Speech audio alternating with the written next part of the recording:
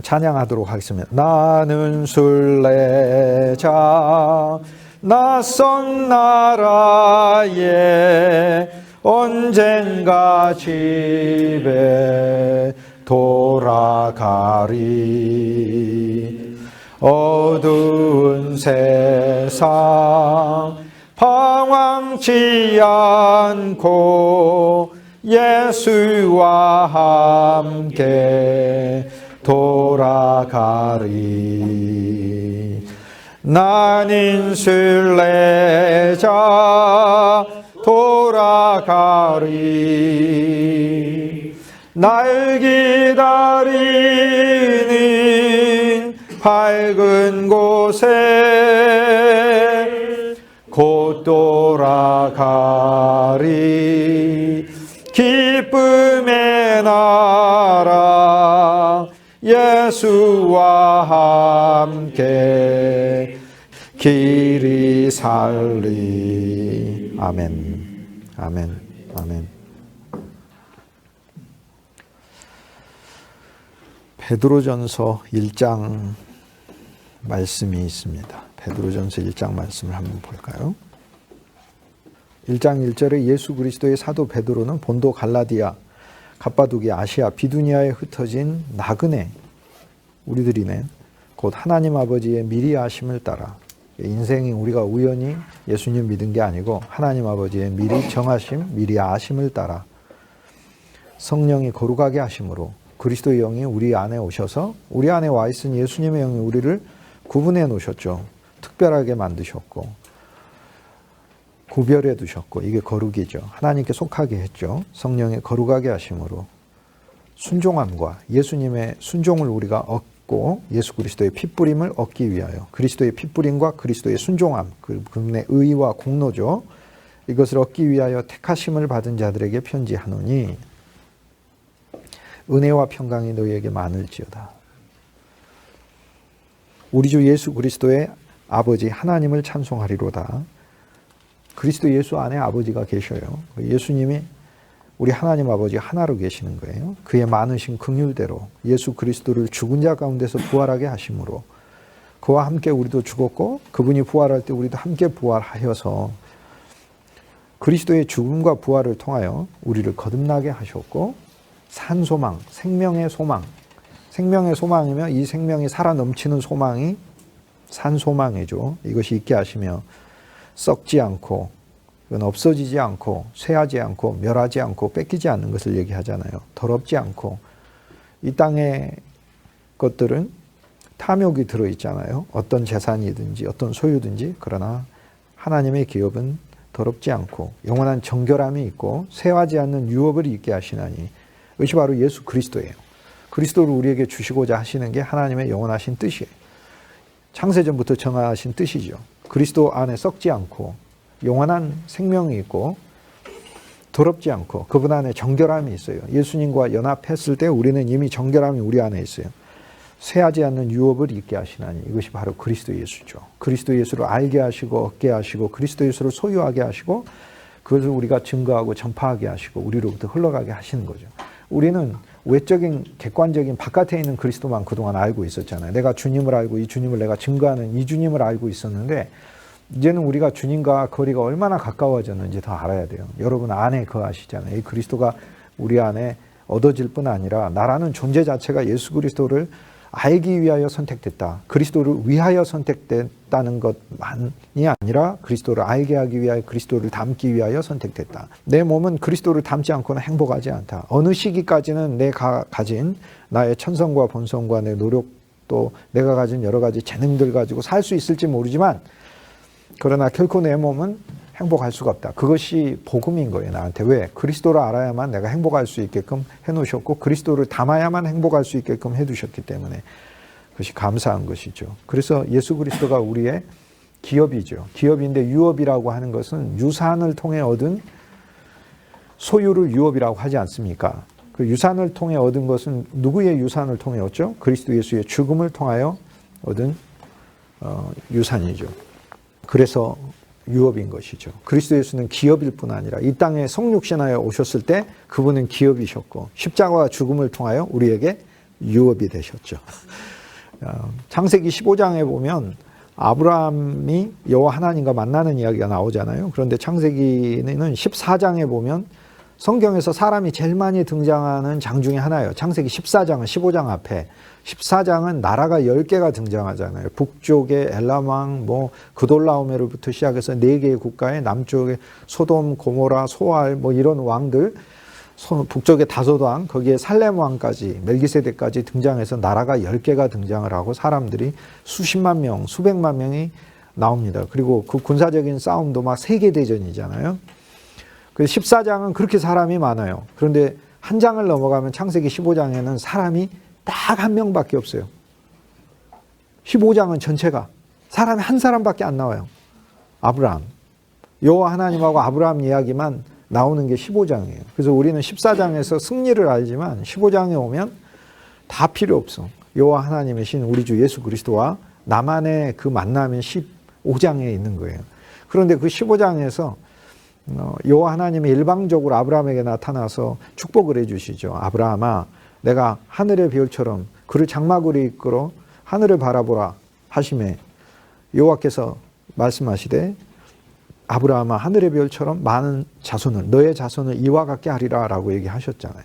그리고 내가 눈으로 보는 이 모든 땅을 다 주리라 라고 말씀하셨는데, 근데 거기서 아브라함이 굉장히 놀라운 질문을 하나 해요. 뭐라고 하냐면, 여호와께서 나에게 이렇게 많은 자손을 주시는 것과 또 나에게 이 땅을 주시는 것, 즉 나에게 이런 기업을 주시는 것을 내가 무엇으로 알리까라고 얘기를 해요.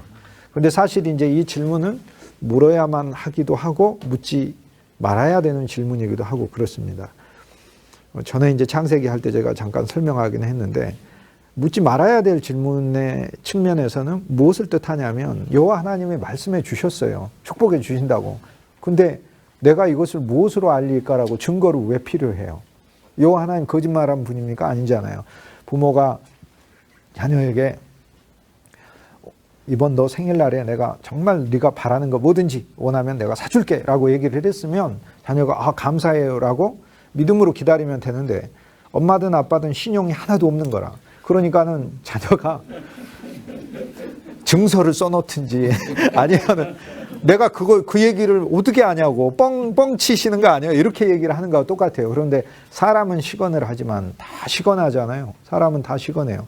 남자도 여자도 다 시건하는데, 그런데 여호와 하나님은 거짓말을 하실 수 없으시니라라고요. 그래서 사실 하나님은 맹세하심으로 그걸 이루시는 거예요.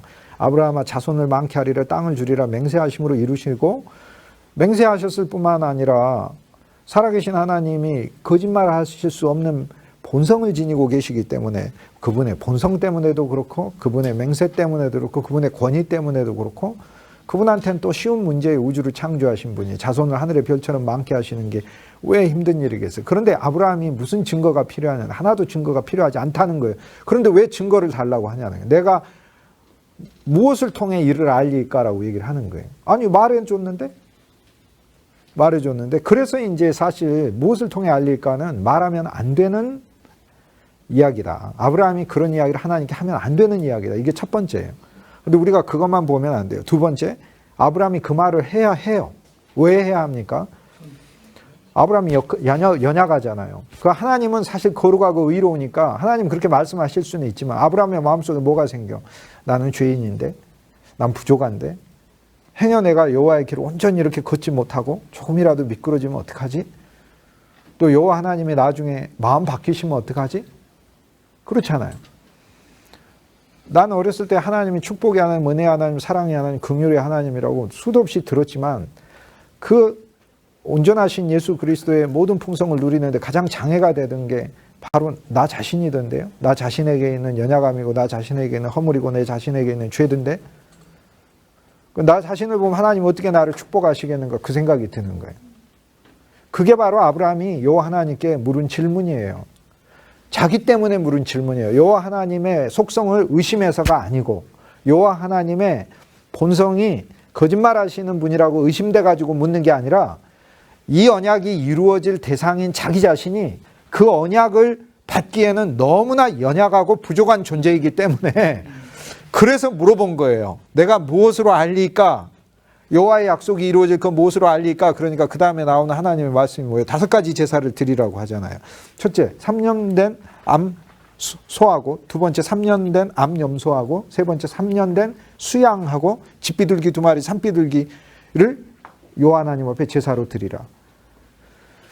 암소는 속죄제로 드릴 수가 없어요. 소는, 그래서 3년 된 암소는 속죄제가 아니에요. 화목제예요. 화목제. 그리고 가장 큰 제사가 화목제예요.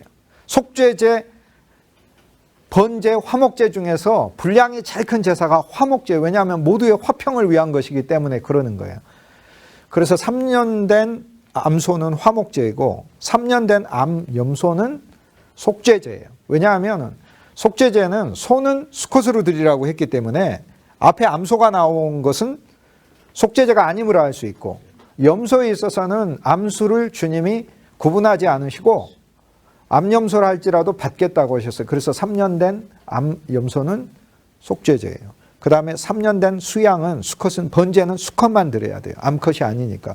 그러니까 앞에 두 개의 암염소가 나오든 암소가 나오든 그건 다 번제가 아니다라는 거예요. 번제는 뭐냐면 선물로 하나님 앞에 제사를 드리는 거. 선물. 죄하고 아무 상관없어. 선물. 그냥 예수님이 자기 자신을 하나님께 선물로 드리는 거예요. 그런데 선물로 드리자니 오염된 인간을 선물로 못 드리잖아요. 그러니까 속죄제를 드리셔서 본인이 속죄제가 되셔서 오염된 인간이 아니라 우리 죄를 속하시고 그분 안에서 우리 자신이 하나님께 선물이 되고 그분도 선물이 되는 거예요. 그래서 번제는 선물이다. 내가 하나님께 선물하고 싶을 때 선물을, 내가 상대에게 무언가를 줄 때 셋 중에 하나를 주는 거예요. 첫째, 그냥 화목하기 위해서, 관계가 안 좋은데요, 화목하자고 주는 경우가 있죠. 우리 식사 한번 해가지고 화목합시다. 두 번째는 내가 잘못을 해서 배상을 하기 위해서 내는 경우가, 이게 속죄제단 말이에요. 세 번째는 그게 아니라 그냥 그 사람이 좋아서 선물하는 경우가 있어요. 그래서 이것이 바로 이제 화목제, 속죄제, 번제의 차이다. 그 집비둘기는 그리스도와 함께 지어지는 집, 우리의 가정과 일터와 교회, 여기에 있어서 하나님의 성령의 사람으로, 내 육신이 아니라 하나님의 영혼, 육신은 감정 충만, 고집 충만, 관념 충만, 편견 충만, 자기가 살고 있는 이기적인 것 충만이잖아. 그러나 그게 아니라 내 안에 있는 그리스도 영으로 사는 게 이게 집비둘기잖아요. 집비둘기로 사는 거예요. 그리고 산비둘기라는 건 여호와의 모든 이 영역 안에서 하나님의 성령으로 우리가 활동하고 생활하는 이 세상을 가리키는 거예요. 그런데 거기에 재물을 바치라. 재물을 바치고 앞에 있는 3년 된 암소와 암염소와 수양은 쪼개고, 집비둘기, 산비둘기는 쪼개지 않고 재물을 드려라. 그래서 재물이 죽어서 언약이란 걸 세웠다 이 말이에요. 그러니까 여호와 하나님이 아브라함에게 맹세로도 충분한데, 이게 히브리서가 말하는 거예요. 맹세로도 충분한데 뭐를 세우셨다? 언약을 세우셨다. 법적으로, 그러니까 법적으로 쉽게 얘기해서 아들이 아버지를 못 믿어서가 아니라 내가 자꾸 의심병이 생기니까 어떻게 하면 좋겠어요? 그러니까 아버지가 공증인을 불러가지고 법적으로 내가 너에게 이러한 선물을 주겠다라고 세운 거예요. 그리고 그 제사라는 것을 통해서, 재물이 갈라짐을 통해서 죽음을 놓고 언약을 세운 거기 때문에 이것을 어기는 자는 죽은 거예요. 어기는 자는 죽은 거예요. 그런데 사람도 어기잖아요. 여호와 하나님과 사이에서. 그러니까 사람이 죽어야 하는 거예요. 그런데 하나님을 상대로 한 이 어마어마한 범죄는 하나님이 그 아들을 보내서 죽게 하심으로 하나님의 사랑을 보여주는 것이죠. 그래서 하나님에 대하여 저질러진 범죄의 규모는 하나님만큼 되기 때문에 이것은 하나님의 존재 정도 되는 분만이 갚으실 수 있어요. 쉽게 얘기해서 부모가 진 어마어마하게 막대한 큰 빚을 새로 태어난 아이가 결코 갚아줄 수 없는 거하고 같아요. 얘가 뭐 엄마젖도 못 먹고 바닥에 누워있는데 걔가 어떻게 무슨 엄마 아버지의 그 수많은 빚을 다 갚아줍니까? 안 되지. 걔가 커가지고 무슨 어떤 큰 역할을 하면 모르죠. 그렇게 쉽게 얘기해서 인간이 하나님께 저지른 죄의 규모는 인간이 갚을 수 있는 죄가 아니에요. 왜냐하면 상대가 하나님이기 때문에 그래요. 그래서 이제 이거를 보속하기 위하여 필요한 존재는 사람이어야 하며, 하나님 존재의 본성과 하나님 존재 정도 되는 그러한 분량의 용서를 받을 수 있는, 또는 용서를 펼칠 수 있는 그런 존재가 와야 된다. 결국 참 하나님이요 참 사람이신 예수 그리스도가 와야 된다라는 거예요. 창세기 15장에서 하나님 우리에게 축복을 주면서 아브라함이 내가 무엇으로 하나님이 나에게 축복을 줄 것을 알지요? 라고 물으니까 하나님이 이 5가지 제사를 통해 말씀하셨어요. 그런 5가지 제사가 우리 주 예수 그리스도 안에서 성취된 거잖아요. 그래서 히브리서 기자는 나를 위하여 한 몸을 예비하셨다라고 얘기해요. 생축과 육축으로 하지 아니하고 나를 위하여 한 몸을 예비하셨는데 예수님께서 오히려 하나님 아버지께 자청하셨다고 그러잖아요. 내가 여기 있나이다 라고 자기 자신을 드려 우리를 위하여 모든 제사를 성취하셨느니라. 그러니까 예수님의 십자가를 보면 우리가 뭘 알 수 있죠? 나를 영원히 축복하시는 그분의 증거를 알 수 있다. 그 얘기예요. 주님이 죽으셔서 우리 인생에 뭐가 남겨진 거예요? 그가 채찍에 맞음으로 우린 더 채찍에 맞아요? 나음을 입었고 그가 징계를 받음으로 우린 멸망해버리는 거예요? 우리는 사함을 얻고 우리는 나음을 입고 그죠? 그가 수치를 당함으로 우리는 명예를 얻고 그리고 십자가 내가 처음 볼 때 나의 마음에 큰 고통이 증폭돼요? 사라져. 오늘 믿고서 내 눈 밝았네. 내 기쁨 영원하여라. 그게 이제 우리가 십자가를 보고 느끼는 거다 이 말이에요. 그래서 얼마나 그래서 유업인 거예요. 이 유업이라는 말 속엔 그리스도가 죽음을 통해서 반드시 주시겠다고 하시는 거예요. 그래서 하나님은 축복의 약속을 맹세로 주셨고 유업으로 주셨다. 유언으로 죽음으로써 보증해 주셔서 우리에게 주셨다. 그 유업이죠. 그분이 죽으시고 다시 부활하셔서 아버지로부터 많은 것을 새로 상속받으시고 하셨다. 라는 1장 5절에 말세에 나타내기로 말세는 예수님을 믿는 세대를 가리킵니다. 새로운 세대예요. 예비하신 구원을 얻기 위하여 믿음으로 말미암아 하나님의 능력으로 보호하심을 받았느니라. 1장 6절 그러므로 너희가 이제 여러 가지 시험으로 말미암아 여기 시험은 이제 든든한 믿음의 용사가 되기 위하여 하나님이 주시는 광야의 여러 가지 일들을 가리키는 거예요. 그래서 우리는 신광야에 있는 자가 아니다 이 말이에요. 이제 거기에서 더 전진해서 하나님이 우리를 친광야로 오게 하셔서 우리 삶에 일어나는 많은 일들은 훈련인 거예요. 그래서 여기 시험이 그거예요. 여러 가지 일들, 경제적인 거, 신체에 관한 거, 인간관계에 대한 거 여러 문제들이 있지만 잠깐 근심하게 되지 않을 수 없으나 근심해요. 왜 안 합니까? 나도 근심하고 그러는데 그런데 진짜 감사한 건요. 잠깐이어서 감사해요. 생명이 다시 회복해요. 믿음으로 깨기도 하지만 우리 안에 있는 내적인 생명이 다시 회복하는 거예요. 잠깐 근심하게 되지 않을 수 없으나 여기서 이제 제가 실은 말하고자 하는 부분이 이 부분이에요. 오히려 크게 기뻐하는도다 라는 거예요. 이게 근심이 있는데 근심을 뭘로 덮어버려야 되는 거예요. 기쁨으로 덮어버려야 되는 거예요. 오히려 크게 여기 오히려를 기억해야 돼요. 오히려 근심이 있다니까 1장 7절에 너희 믿음의 확실함은 불로 연단하여도 없어질 금보다 귀하여. 우리의 믿음이 생명해 주는 이 믿음은 확고히 있는 거예요. 확고히 있어요. 이 믿음은 무엇보다도 귀한 거예요. 우리 주 예수 그리스도께서 나타나실 때 여기서 나타나시는 건 새 예루살렘 아래서 우리 모두를 영광으로 다 그분과 연합된 존재로 펼치실 때 칭찬과 영광과 존귀를 얻게 할 것이라. 이 칭찬은 눈물을 닦아주시는 칭찬이에요. 이제 다시는 우는 일이 없어요. 그 전까지는 우리가 많이 울어. 그런데 새 예루살렘에 가서 주님이 우리 눈을 만져주시고 우리 눈에서 마지막 눈물을 닦아줘야 이제는 영원히 눈물을 흘리고 싶어도 안 흘리게 되는 거예요. 이제 그때까지는 울 수밖에 없는 존재이다. 칭찬과 수고하였다라고 말씀하시고 영광과 존귀를 얻게 하실 것이라. 1장 8절에 너희가 예수를 보지 못하나 예수를 사랑하는도다. 이거는 이제 너희가 예수를 보지 못하나 이렇게 되는데 원래 이야기는 너희가 보지 못하는 예수를 사랑하는도다. 그렇죠. 육신의 예수가 아니라 너희 안에 계신 그리스도를 너희가 사랑하는. 이게 신앙의 본질입니다. 신앙의 본질은요. 내가 열심히 혼자서 무언가 법을 놓고 열심히 지켜서 믿겠다고 하는 게 신앙의 본질이 아니고 신앙의 초보인 거고요. 본질이라는 거, 초보가 아니라 본질이라는 건 가장 핵심적인 것인데 그것은 우리 안에 계신 주 예수 그리스도를 사랑하고 좋아하는 것이에요. 이것이 내가 이룰 수 있는 모든 것 중에 가장 좋은 것이고 이것을 통해 나한테 승리가 와요. 주님이 진짜 하나님이 나한테 원하시는 것은 내 안에 있는 예수 그리스도, 보지 못하는 그리스도란 건 내 안에 영으로 와 있는 예수 그리스도, 성령으로 와 있는 예수 그리스도를 내가 좋아하고 사랑하는 것이 이것이 바로 신앙의 본질이에요. 그럼 우리가 전파하는 메시지도 우리 안에 있는 예수 그리스도를 좋아하게 만드는 메시지, 우리 안에 있는 예수 그리스도를 좋아하고 사랑하는 메시지가 그것이 바로 우리가 전파하는 모든 것의 메시지의 중심이 되어야 되는 거예요.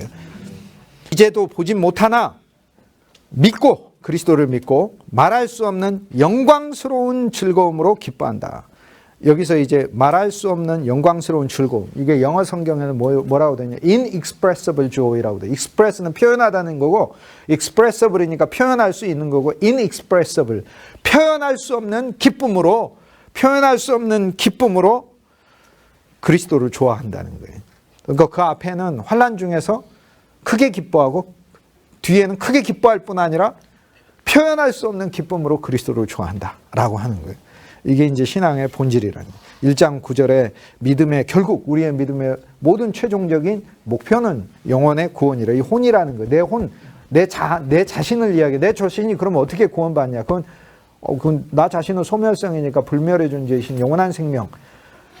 그 영원한 생명이 내 안에서 전체 확장되는 것이 이것이 바로 내 구원의 완성인 거죠. 그리스도를 얻는 것이죠.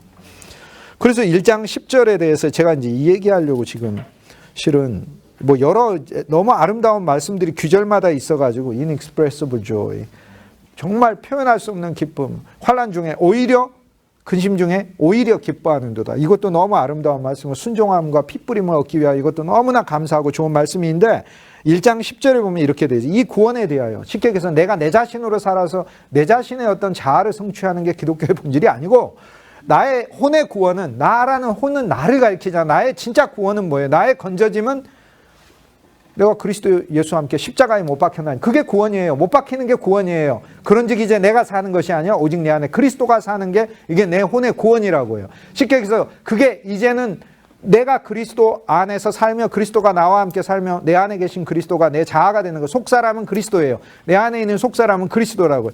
그 그리스도가 나의 본질이 되는 것인데 이것이 바로 내가 구원받은 거예요. 그러니까 그때는 나는 어떤 존재가, 불멸에 속한 존재가 되고 영원한 생명에 속한 존재가 된 것이죠. 네, 1장 10절에 대해서 이 구원에 대하여, 이런 구원에 대하여, 생명의 구원에 대하여, 영원한 생명이 나를 삼키는 이런 구원에 대하여는 새삼스러운 게 아니라 너희에게 임할 은혜는 거저 주시는 거예요. 우리의 공로로 오는 게 아니고 하나님의 선물로 기쁨 가운데 주는 이 그리스도의 놀라운 역사를, 그러니까 우리가 처음에 예수 믿었을 때는 우리가 초보적으로 내가 주님의 법을 알고 내가 지키고 애쓰고 힘쓰는 거 안다면 여기서 진짜 여러분이 더 나가셔야 돼. 이게 하나님께서 여러분을 이 생명의 진리로 우리 호세대학교로 여러분 부르신 이유인 거예요. 그리스도 예수, 그분이 우리를 통하여 일하시고 우리를 끌고 가시고 우리를 앞서가시고 그분 안에 담겨있는 이 모든 풍성, 우리가 여호수아서에서 누리는 그 모든 기업들의 그 도성을 우리에게 주고자 하시는 것이고 그 도성의 항목들을 우리에게 안겨주고자 하시기 위해서 예수님께서 우리를 부르셨다는 거예요. 그 지파가 가진 그 도성, 그 이사갈 지파면 보상인 거예요. 그리스도가 우리 상급이 되시기 위해서 이사갈이 차지해야 되는 도시의 하나하나가 진짜 예수 그리스도께서 우리에게 상급을 주시기 위하여 주고자 하는 구체적인 메시지의 내용이다라는 거예요. 그런데 이런 그리스도를 얻어서 그리스도로 충만해지는 이런 구원에 대하여 이것이 너희에게 임할 은혜인데, 쉽게 얘기해서 그냥 주는 것인데, 거저 주는 것인데 예언하던 선지자들이 연구하고 부지런히 살펴서 구약에 있는 선지자들이 이것을 실은 말하고 있는 것이다 라고 얘기를 하지 않습니까? 자기 속에 계신 그리스도의 영이, 구약의 선지자들이 쉽게 얘기해서 여호수아서를 쓸 때 그 여호수아 속에 그리스도의 영이 있어서, 그리스도의 영이 있어서, 그 속에 그리스도의 영이 있어서 그 받으실 고난과 후에 받으실 영광을 미리 증언하였다. 자, 아벨이 믿음으로 제사를 드렸다고 했죠. 어떤 믿음으로 제사를 드렸을까요? 어떤 믿음? 그냥 하나님을 믿는 그런 믿음이 아니라, 아, 하나님, 나는 내가 이 제사를 드리지만 예수 그리스도의 제사가 아벨이란 나의 제사로 주님께서 미리 보여주신다는 믿음으로 제사를 드린 거예요. 아벨이 죽임을 당할 때도 형이 자기를 죽여서 피를 흘리며 죽어가는 그 가운데서도 나라는 사람의 죽음을 통하여 예수님이란 분도 이렇게 죽어가시는구나, 죄인에 의해 죽는구나라는 걸 내 인생을 통해 보여주시는구나, 후대에 보여주시는구나. 내 인생이 하나님의 구원의 역사를 위한 조연으로, 주연이 그리스도시니까 조연으로 엑스트라로 사용해 주시는구나 라는 감사하는 믿음으로 제사를 드렸다 그 얘기예요. 그러니까 모세가 믿음으로 출애굽을 했어요. 무슨 뜻이에요? 나는 하나님을 믿어서 이 백성을 데리고 나왔다. 그런 믿음을 말하는 게 아니고 내가 출애굽을 시킨 이것이 예수 그리스도가 우주적인 출애굽을 하실 것이라는 것을 보여주는, 미리 보여주는데 내가 하나님 앞에 쓰임받은 그 믿음으로 출애굽 사건을 했다는 거예요. 그러니까 예수님에 의해서 나중에 내 일이 훨씬 더 우주적으로 확장될 것을 기대하는 믿음으로 그 일을 했고, 역으로 바꾸면 예수님이 오셔서 하는 일이 바로 내가 한 일을 우주적으로 확장시킨 일이라는 그 일을 나타낸다는 믿음으로 사역을 했다는 거예요. 그래서 구약에 있는 믿음의 선지자들이 그들이 예언을 할 때, 즉 하나님의 말씀을 우리에게 맡겨서 예치하다는 거예요. 맡아가지고 우리에게 건네줄 때 자기 속에 있는 예수 그리스도의 영을 가지고 말씀을 썼고, 그리고 그리스도에 대해 썼다 이 말이에요. 그리고 이 말씀을 통하여 그리스도가 받으실 고난과 십자가의 죽음과 그 이후에 부활과 승천을 통하여 우리에게 안겨줄 영광을 마음속에 소망하고 꿈꾸면서 하나님의 말씀을 썼다라는 거예요. 그래서 이것을 미리 증언하여 누구를 어떠한 때를 지시하시는지 상고하니라. 쉽게 얘기해서 언제 누구에게서 이러한 일이 일어나고 어떻게 이 일이 펼쳐진 것인가를 기대하면서 하나님의 말씀을 썼다라는 거예요. 여호수아를 어떻게 썼겠어요? 그러니까 여호수아를 써서 하나님 우리한테 땅 줘서 감사하다라고 여호수아를 기록한 여호수아가 그렇게 썼겠어요. 여호수아 속에 있는 예수 그리스도의 영이 나 같은 나라는 존재의 이름을 어떤 한 존재가 이 세상에 오면서 예수라는 이름을 쓸 텐데 얼마나 영광스러워요. 그 그리스도의 영 안에서 내가 하는 이 모든 일들이 나중에 예수님께서 하신 일들을 미리 가리키는 그 믿음 아래서 이 일들을 수행해 갔다라고 하는 것입니다. 그래서 구약에 있는 모든 사건들은 우리 주 예수 그리스도의 영이 그들 속에서 역사하면서 앞으로 주님이 하실 일들을 가르쳐주는 일들이다라는 겁니다.